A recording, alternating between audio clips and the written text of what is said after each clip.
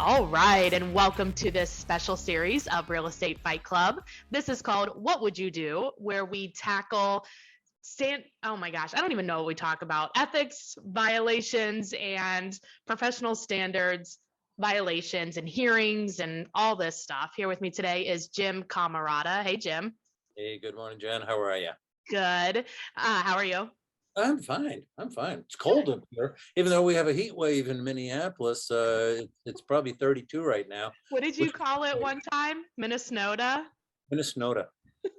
Yeah, no thanks. And I saw a posting the other day on Facebook. People come to Minnesota for the culture. They leave because they can't get the car started. Right? They can't get it out of the snow. It's like under the snow. So yes, Jim's from Minnesota with Keller Williams. But Jim, you got a good one for us today. Yeah, I always try to keep them interesting. Yeah. Get you stirred up. So here's what we got today. We have an agent, call him a broker or an agent, Smith, Okay. who decided to publish some stats and some bar charts and graphics of market share. Okay. In one of the charts, there was a market share graph for one of his competitors, let's call him Jones, that showed this person as having only a 10% listing market share in this particular geographic area. Okay. Was And that correct? pardon me? Oh my God. I can like see where this train wreck is going. Oh, no, it's not that. But allegedly got the information from his local multiple list system, MLS. And the other agent saw this and said, well, that's not accurate. Yeah. I've got a higher percentage than just 10%. I think I'm at least 11%. Okay. So okay, what's the difference? You know, it's only 1%. Right. But in the mind of the other agent, Jones, Jones felt that there was a violation of Article 15 of the Code of Ethics that understated the market share claim, and that it was a misleading statement about other real estate professionals. Okay. No, decided to file an ethics complaint against Realtor Smith. Is that code only talking about understating, or does it also talk about overstating? It talks about Article 15, shall not knowingly or recklessly make false or misleading statements about other real estate professionals, their businesses, or their business practices. So it goes on with some different standards of practice, but it's basically, now, don't trash me. Okay. So in the marketing, the agent was saying that this other agent, like, does it give any more clarity on what the marketing said? It was just like, hey, this guy's got 10%. I've got 10.5. I'm better. Choose me, basically. Yeah, I'm better. I got more market share, and this other realtor has only 10%. And the other agent said, I've got more than that. I have 11%. I've got closer to 11%. Yeah. So filed a complaint. The code reads, well, first of all, if people want to read this case, it can be found on www.jennifermertlin.com/vault. And there's a what would you do folder in there. And then you just go to the episode and they'll see it. Yeah. So the code case number 15-1, knowing or reckless false statements about competitors. That's the title. You know, reckless is an interesting word. And knowing is an interesting word too. You know, like how it's difficult to prove if you're like, if the difference is like a 1% difference, it doesn't seem strong enough to make a case a violation to me, unless there was proof that, like, I don't know, like they were going back and forth and like they were both at like 10% And it was like, maybe are we 10 or are we 11? And then it's like, well, I'm just going to show that I'm 11 and you're 10, right? I don't know, man. This is so annoying. I know, I know. This is why we have a grievance committee that reviews ethics complaints. It So it feels gets, petty to me. I agree. I Unless agree. like the advertisement was like, this guy's terrible, like whatever, right? Like unless he's bad mouthing him, but that's a different code, isn't it? No, that's part of that, but that's a different case But that that's we'll not what we're discuss sometime in talking the about. We're future. talking about, 1% difference. And the grievance committee felt that it was worth having a hearing. really? So it went to a hearing. Yeah. All right, let's take a small Take a break. commercial break. I need to like calm down about this because it does feel very petty. Karen.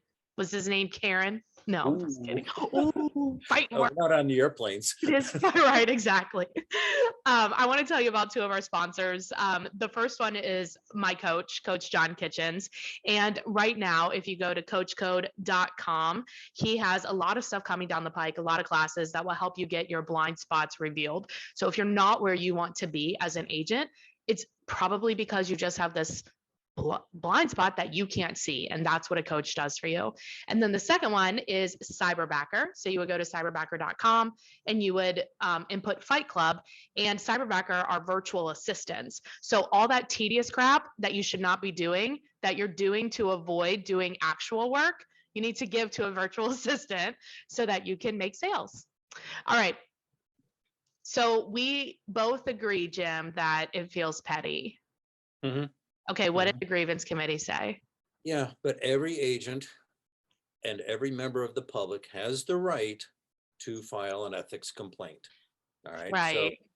that's kind of a given. But the thing is like, if it seems like there should be some kind of thing that like, okay, you can file it, but like, if you're found clearly wrong, then you get punished. Well, in our state, in Minnesota, there is a grievance committee that will review submissions of ethics complaints. Okay.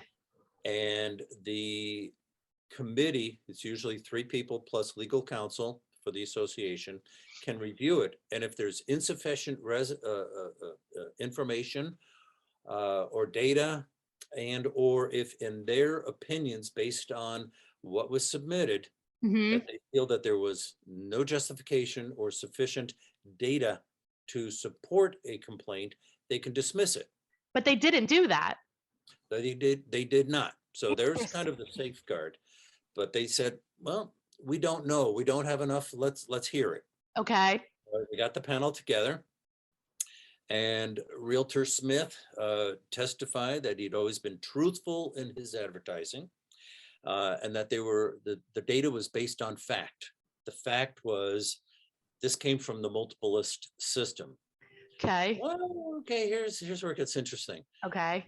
It seems as though there was some sort of glitch in MLS Oh shit. that miscalculated some of the data.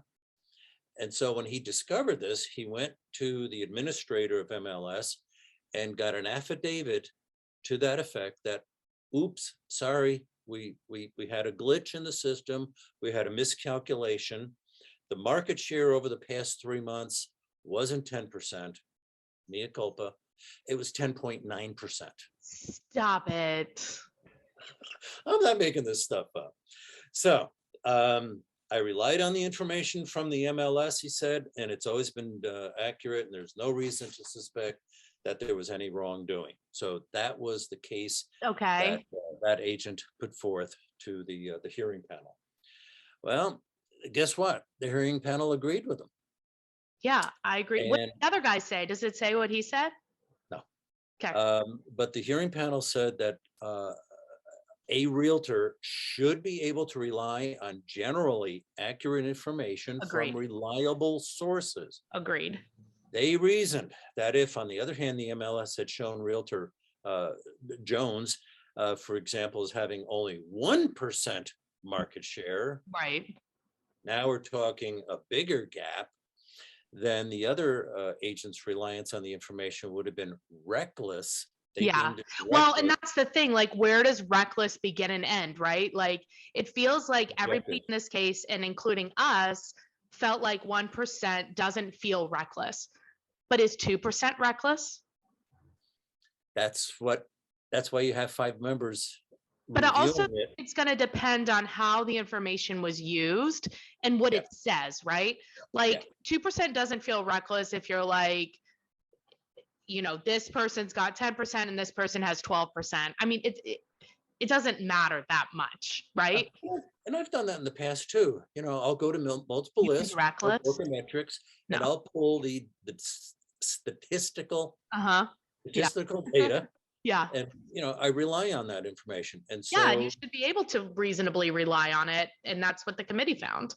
yep. And they said that the comparison with other real estate professionals, while slightly inaccurate, was based on usually accurate and reliable information and had been made in good faith, and while technically misleading, had not been knowing or reckless. Therefore, not found in violation of Article 15. Agreed. But I'm surprised it even went to a hearing. I was surprised too, but it did. And that's why there are no precedents. We don't always know what decisions were made in other cases. Every case is on its own merits.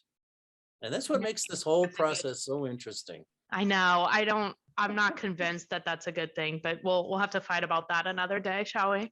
Well, that comes right from our NAR. And Jim, but when I'm the czarina of real estate, I can change it. this is sorry. You'll have to Do I have to call curtsy. you or Your bow. Highness Yes. or Your Lowness? Well, Jim, if people have a referral for you in Minnesota, what is the best way to get a hold of you? Okay, they can either call or email. Email is jimcamerata@kw.com, or call or text at 612-562-7461. Beautiful. That's it. All right. Yeah. Answer Thank my phone. you. Thank you. Have a good day. Bye. You too. Bye.